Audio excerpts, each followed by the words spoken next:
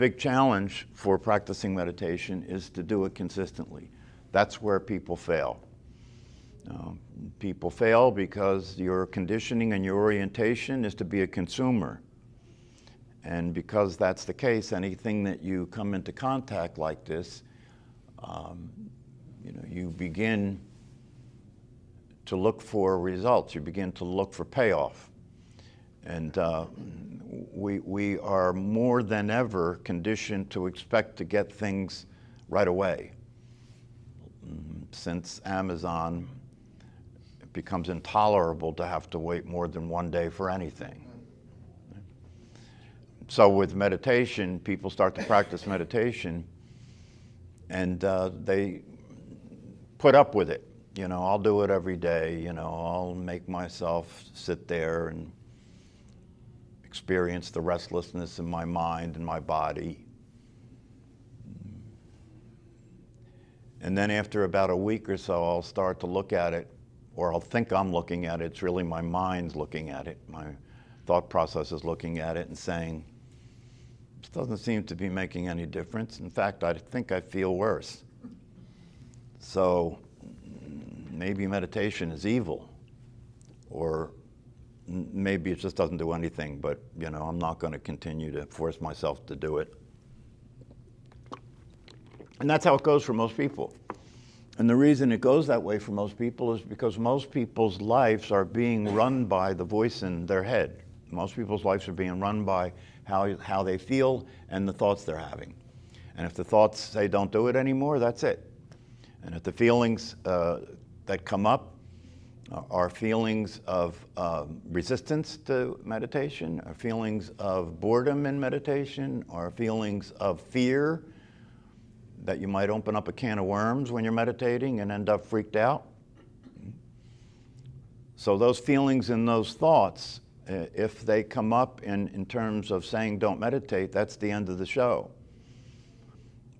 And it's interesting because the practice of meditation is the practice of coming to understand that unless you wake up and realize that you're not the voice in your head and you're not your emotions, unless you wake up to that, your life is being lived by a hungry ghost. Your life is being lived by a phantom. Your life is being lived by a non-existent being.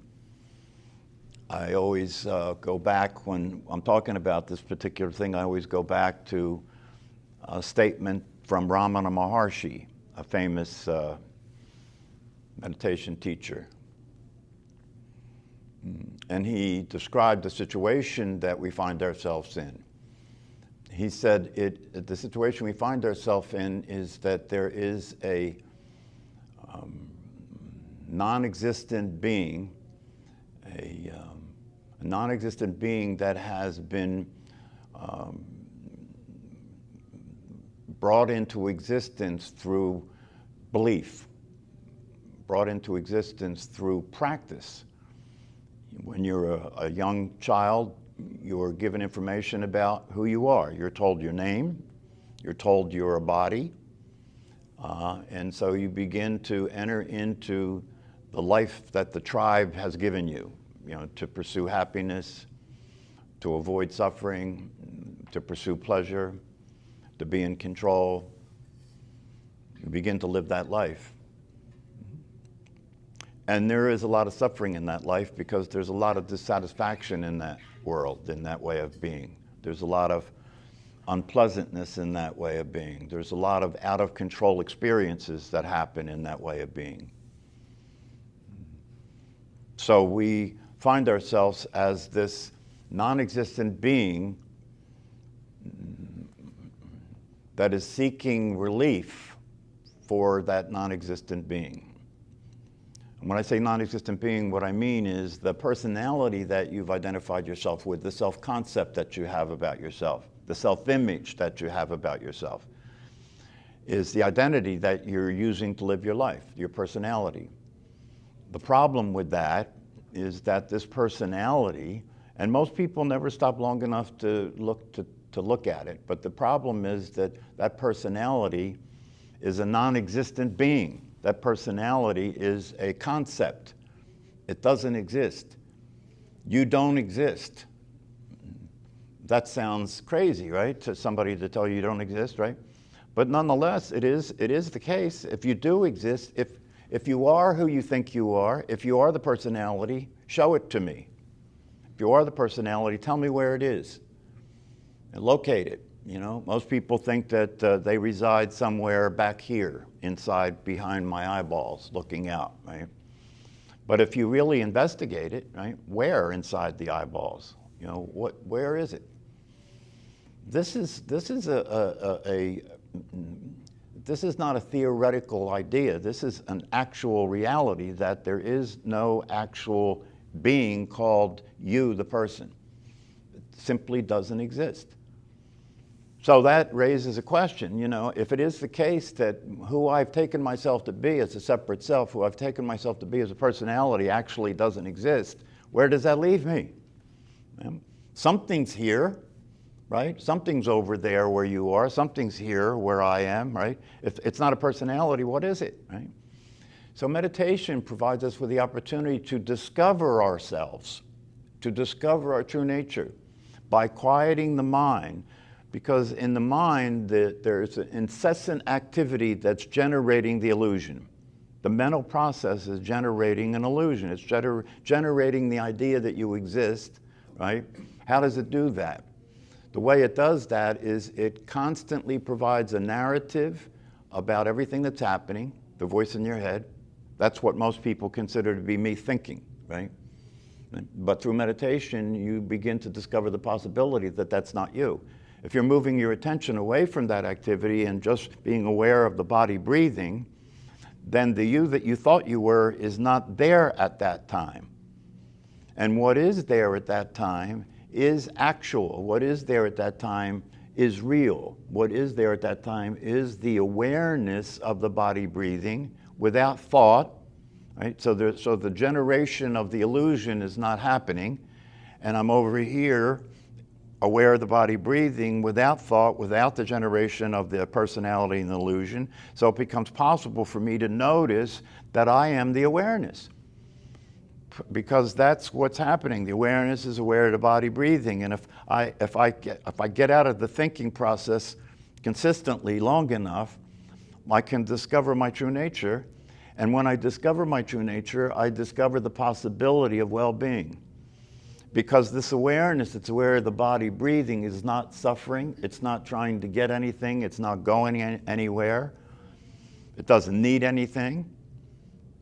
You know, one of the teachers, this guy called Muji, he came up with a thing called the invitation to freedom.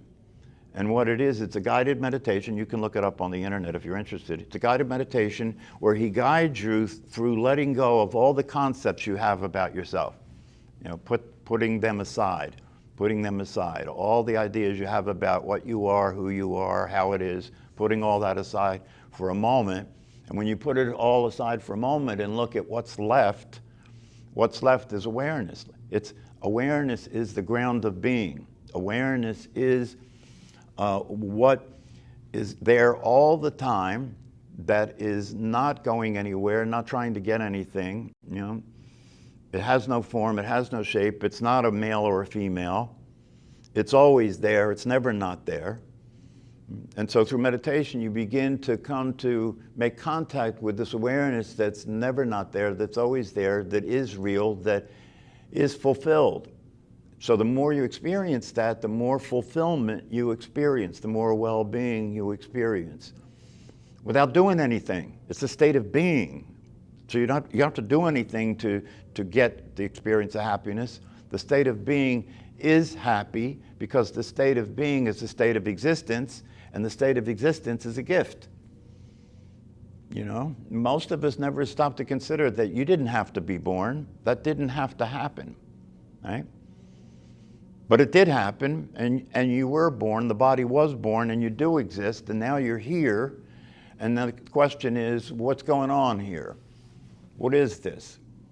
It's an amazing thing when you stop to think about it, that most people never ask the existential obvious question. What is this? What is this? You know, what's happening here? What is this awareness that I'm experiencing, and what is this experience I'm having called the world? What is it? Why am I here? What's the point of this? Where's this going? We don't ask those questions because we fall into the movement of the herd. We fall into the conditioned state that children go through when they learn about reality, when they learn about who they are, when they learn about the way the world is, the way the world works, and so forth. It becomes interesting because when you practice meditation, you begin to see that's not reality. What we learn is reality is nothing but a game we're playing based on agreements, right? We agree that these green pieces of paper are important, right? We have all these agreements about what's real and what's true. And one of the things that is real and true that we learn is that we're not happy. We don't know we learned that. We don't notice that we've learned that we're not happy. But it must be true because we're learning to pursue happiness, aren't we? If we're pursuing happiness, we must not be happy. This is a right that we have that's guaranteed by the Constitution to be unhappy. We don't look at it that way, but that's the case. If you're guaranteed the right to pursue happiness, it means that you must be unhappy, and now we're giving you the opportunity to chase it. So that's what people do. They chase it their whole life. And not only are we learn that we're unhappy, but we learn how to become happy, don't we? When you go to school, they say, if you want to have a life worth living, make money. That's how you become happy. You get what you want. And when you get what you want, you'll be happy, right? Nobody notices that it doesn't work. Nobody notices that even the richest people in the world aren't happy. Even the richest people in the world are trying to get more money. $1 billion didn't make it, didn't achieve happiness. The more you have, the more desperate you are to keep it, right? Because you're afraid if you lose it, you'll be unhappy. But you're unhappy when you have it too. So it doesn't work. Even though you're not happy yet, even if you have $1 billion, you still have to keep pursuing happiness. Because what else can you do? It's like you're a one-trick pony. This is how you learn to live your life. To avoid pain, right? To avoid discomfort, and to pursue comfort, to pursue happiness, right? Nothing is said about well-being, by the way. It doesn't matter, whether you're in good shape while you're pursuing happiness. No, you got to just keep going, right? You got to keep pushing. This is why people are dying from stress-related illnesses. This is why human beings are living in a state of dis-ease. This is why your body is struggling to maintain a healthy condition because you're abusing it in the pursuit of happiness. It's crazy. So meditation is an opportunity to come out of the insanity. It's an opportunity to discover that happiness, well-being, and satisfaction already exist. You already have this experience. All you have to do is stop ignoring it. If you ignore it, it's called ignorance, right? The word ignorance is based on the word ignore, right? So ignorance means you're ignoring, and you're ignoring the possibility of well-being. You're ignoring the possibility of happiness, satisfaction, and peace. So another way of saying the same thing is that if you practice meditation consistently, and if you learn the teachings that are at the foundation for this practice of meditation, you will be able to escape from suffering.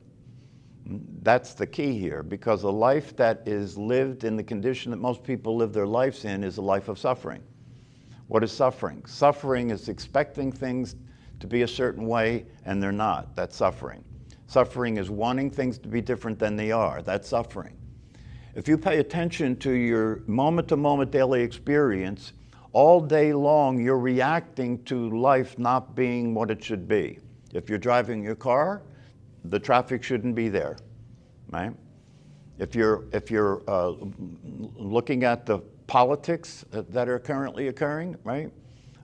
It shouldn't be like that. Right? If you have a headache, it shouldn't be happening. If your children aren't doing what they should do, you get upset because that shouldn't be happening. We don't stop and pay close enough attention to realize that we're in a conditioned state that is a failure. We're in a failed state of existence. as a personality, struggling, pushing, trying to be in control, trying to get what we want so we can be happy. And every time we get what we want, there's something that happens for a brief period of time. We're told that it's happiness, but it's actually gratification, right? When you get something that you want, it's gratifying, right? But it's very interesting if you pay close attention. If you get something that you want, you thought getting it would make you happy, so you get it and you have it. As soon as you have it, you don't want it because you have it. And when you have it, you realize that it didn't change anything. You might get jacked up for a little while because of your new toy, right? But just like a child that you give a toy to, it's only a matter of time before that child discards the toy and wants to know what's next. Well, I want a bigger toy. I want a better toy. I want the toy I saw on TV, right? Because the toy I saw on TV would be a toy that would really make me happy. The one that you gave me I thought would make me happy, but it's not making me happy anymore. So the child's learning to play the games that the adults are playing. You keep getting more and more of what you want and less of what you don't want, and you'll be happy. It doesn't happen. It doesn't happen. And then we start getting freaked out and feeling desperate about the fact that it's not happening. We rearrange the chairs on the Titanic enough times that we realize the boat's still going down, right? And so we get desperate. And when we get desperate, all we want is relief. It turns into, instead of pursuing happiness, all I want now is relief, from the stress of pursuing happiness.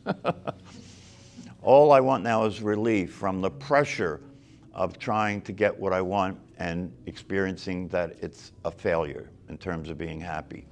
And so now, instead of pursuing happiness, now I'm just pursuing avoiding suffering in any way that I can. So now prescription medication becomes a viable path to well-being. Prescription medication becomes a viable path to well-being. More television, more beer, more football, less work. So people are conditioned to avoid work, right? Less work. So people go to work and do as little as they possibly can. That's the game of being employed. Put up with it and do as little as I have to get as much as I can. That's the game people are playing. So meditation is a way to come to an end of suffering, but in order to do that, you have to unpractice your brain. Your brain is plastic. We now know that the brain has neuroplasticity, which means that it's changing all the time. Your brain is changing all the time. That's an important thing to know because the brain is the center of operation for the mind-body organism. It's the center of operation, right? It's changing all the time. And so now we know that not only is it changing all the time, but the brain is learning from what you're doing, right? If you're acting crazy and stupid, you have a crazy, stupid brain, because it's learning from what you're doing. It takes your thoughts and your feelings and your behaviors, and it builds a model in your brain of reality, right? But given people's thoughts and behaviors, the model is a sick model. It's a model that is not a model that fits the territory, right? Your expectations and your beliefs and your thought patterns and your behavior, right, is inconsistent with reality. This is what meditation brings home. The way human beings are living is inconsistent with reality. It's inconsistent with the truth. When you start to practice meditation, in the very beginning of establishing a practice, you need a teacher to talk to you like this, to get you to understand that this is not just stress reduction. This is not a hobby. This is not something you should take lightly. This is not something you should just try to do and see if you like it, like everything else. This is something you should do with a sincere and authentic commitment and conviction that it can produce a significant and profound change in your life.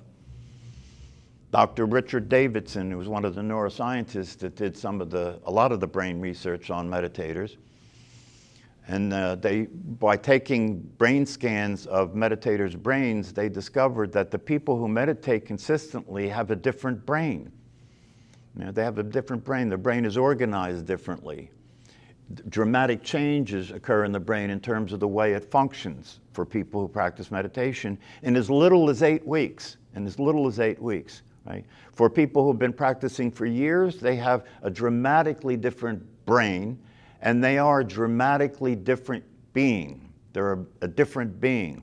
They're calmer, they're quieter. They have wisdom. They don't do stupid shit like the most of us do. It's interesting because they have more resilience. They can recover more quickly from anything, you know, that is disruptive, right? But the other side of that that's interesting is they actually react more intensely to stimuli. They react more intensely than ordinary people to stimuli and then recover quicker than most other people do. Stop doing what produces well-being, you drift back into stupidity, right? Because every time you move your attention away from the thinking activity, it's generating suffering, generating the illusion, generating the idea that you're a physical body and a personality. If you keep doing that long enough, right? And if you keep paying attention, especially when you're not practicing formal meditation, but you're just living your life, because if you practice formal meditation, the access you have to being starts to become available in your ordinary life. And when that happens, you start paying attention to the thinking activity and to your emotions because you realize that it's time to start allowing the thoughts and the feelings to run your life.